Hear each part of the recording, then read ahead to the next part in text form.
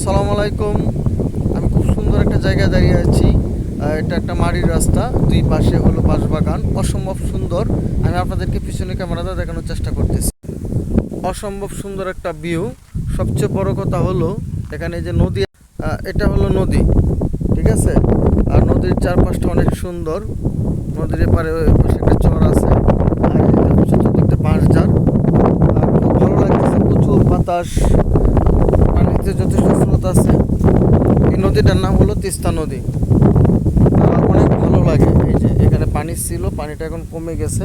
তিস্তার মূলত বৈশিষ্ট্যটা হলো পানি কমে আসে, নির্দিষ্ট একটা সময় পানি কমে আসে, আবার হঠাৎ করে পানি বেড়ে যায়। এখান থেকে নামা যাবে এখানে জানি না, আবার পা ডেবে যায় কিনা, আল্লাহ ভরসা। দেখি নামি একটু। ও না, খুব একটা ডাবে নাই, আমি তো ভাবছি পা ডেবে যাবে। এই যে দেখেন, কক্সবাজারের একটা ফিল আসে এখানে। এই যে ভালো, সব ভালো, খুব সুন্দর একটা ভিউ এখানে, অসম্ভব ভালো লাগে। পানি চারদিকে, পানি আর পানি। এই যে রোদ আছে তো, রোদে পানিগুলো ঝলমল করতেছে, খুব সুন্দর। বালির কণাগুলো ডেবে যাচ্ছে, এই যে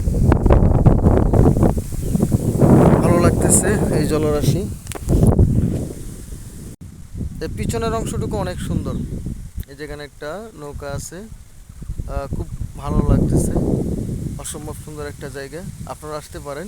আর এটার লোকেশনটা হলো তিস্তা নদীর পাড়েটা, কিন্তু এটা হলো একেবারেই সীমান্ত এলাকা। আমি এখন ঠিক এই মুহূর্তে যেখানে দাঁড়িয়ে আছি, এটা হলো বাংলাদেশের সীমান্ত এলাকা। আর এই যে পাশে যে নদী আছে, এই নদীটা পার হলেই ও পাশে হলো ভারত। আমি একটু পিছনের ক্যামেরাটা দেখানোর চেষ্টা করি।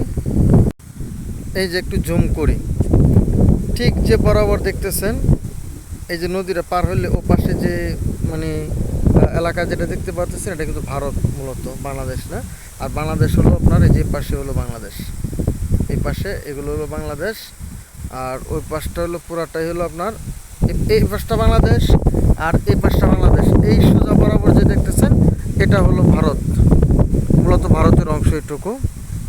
আর নদী পার হলেই ভারত। এটা এলাকাটা হলো বার্নিক্যাপ ডিমলা উপজেলা, আর নীলফামারী জেলা ডিমলা উপজেলা, একেবারেই সীমান্ত এলাকা এটা। আর ঠিক ওই পাশে এলাকাগুলো হলো ছিটমহল, আর নদীর ওই পাশে যে এলাকা আছে এটা হলো ছিটমহল। সুন্দর, ভালো লাগবে আশা করি। এই যে কত স্বচ্ছ পানি, পানি জলমল করতেছে,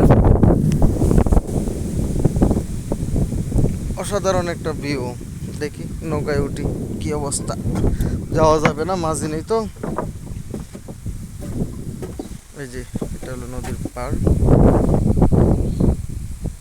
খুব সুন্দর। আকাশটা আজকে অনেক সুন্দর, অসম্ভব সুন্দর। আর 30 মিনিট আগে বৃষ্টি হয়েছে, এখন আবার রোদ, কিন্তু প্রচণ্ড সুন্দর লাগতেছে।